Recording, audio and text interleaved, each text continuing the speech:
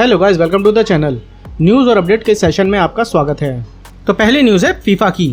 तो पहली न्यूज़ की बात करें तो फीफा यहाँ पर एक NFT प्लेटफॉर्म को लॉन्च करने की बात कर रहा है उनके जितने भी सॉकर फैन हैं उनके लिए, जिसमें फीफा वर्ल्ड कप के जितने भी पास्ट में टूर्नामेंट हुए उससे रिलेटेड और आने वाले जितने भी टूर्नामेंट्स हैं उनसे रिलेटेड NFTs को वहाँ पर लॉन्च करेगा अपने फैंस के लिए। तो अगली न्यूज़ है, क्रिप्टो इकोनॉमी ने करीब $102 बिलियन लॉस किए हैं पिछले 30 दिनों में, और इस $102 बिलियन में सबसे ज़्यादा जो नुकसान में प्रोजेक्ट हैं वो BTC, बिटकॉइन और सोलाना। अगर बिटकॉइन और सोलाना के अंदर भी बात करें कि किसका सबसे ज़्यादा नुकसान हुआ है तो वो है सोलाना ने पिछले 30 दिनों में करीब 19.2% की इकोनॉमी, अपनी करेंसी, अपना वैल्यू लॉस किया है डॉलर के अगेंस्ट।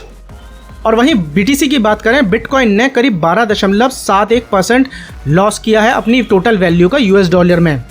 तो अगली न्यूज़ है रशिया से। रशिया के जो बैंक्स थे, सेंट्रल बैंक्स थे जिन्हें सैंक्शन किया गया था, जिन पर सैंक्शन लगाए गए थे, वो टेस्ट कर रहे हैं कि इन ऐप ऑपरेशन को विद डिजिटल करेंसी रूबल, मतलब उनकी जो डिजिटल करेंसी है रूबल, उसको टेस्ट कर रहे हैं वो रशियन बैंक जिन पर सैंक्शन लगाए गए थे।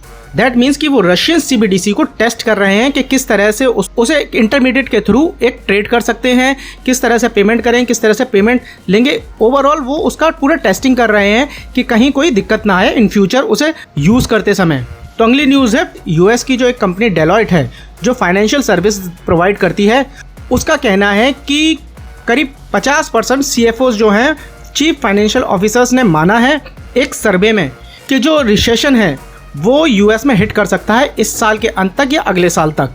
सर्वे में कहा गया है कि US की जो इकॉनमी है उसे रिसेशन का सामना करना पड़ सकता है इस साल के अंत तक। इसके साथ साथ उन्होंने कहा है कि नॉर्थ अमेरिका के जो दूसरे देश हैं, दूसरी कंट्रीज़ हैं, उनमें भी रिसेशन का सामना करना पड़ सकता है। उनका कहना है कि जॉब्स जो हैं इस रिसेशन के कारण कम होंगी और बढ़ती महंगाई के चलते ये जो इन्फ्लेशन है उसका सामना करना पड़ सकता है पूरे अमेरिकन रीजन को। तो इसके चलते फाइनेंशियल ग्लोबल मार्केट्स पर ज़रूर इसका असर पड़ेगा और इसके साथ साथ क्रिप्टो मार्केट पर भी असर पड़ेगा। तो अगली न्यूज़ है बाइनेंस और काइबर की। कुछ दिन पहले हमने ये न्यूज़ कवर की थी कि काइबर स्वैप जो है उसके ऊपर एक हैक हुआ था।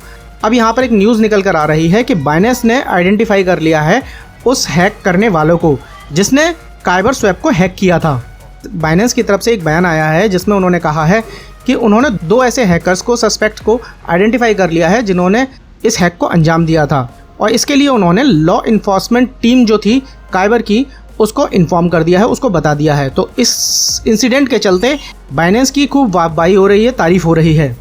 लोग बाइनेंस की जमकर तारीफ़ कर रहे हैं और कह रहे हैं कि बाइनेंस ने अपनी सिक्योरिटी तो टाइट की ही है, साथ ही साथ क्रिप्टो वर्ल्ड में, क्रिप्टो की स्पेस में जो लोग इस तरह के इंसिडेंट का शिकार हो रहे हैं वो उनको भी हेल्प कर रहे हैं।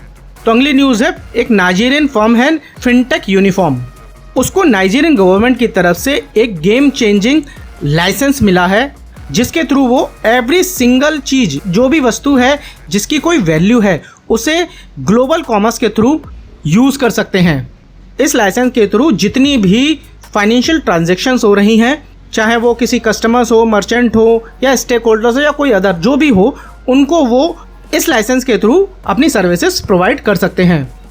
तो गाइज़, ये थी आज के न्यूज़ और अपडेट का ये सेशन। आपको कैसा लगा या कोई सुझाव हो तो हमें कमेंट सेक्शन में ज़रूर बताएं। तो आज के वीडियो में इतना ही, मिलते हैं फिर किसी नेक्स्ट वीडियो में। Thank you.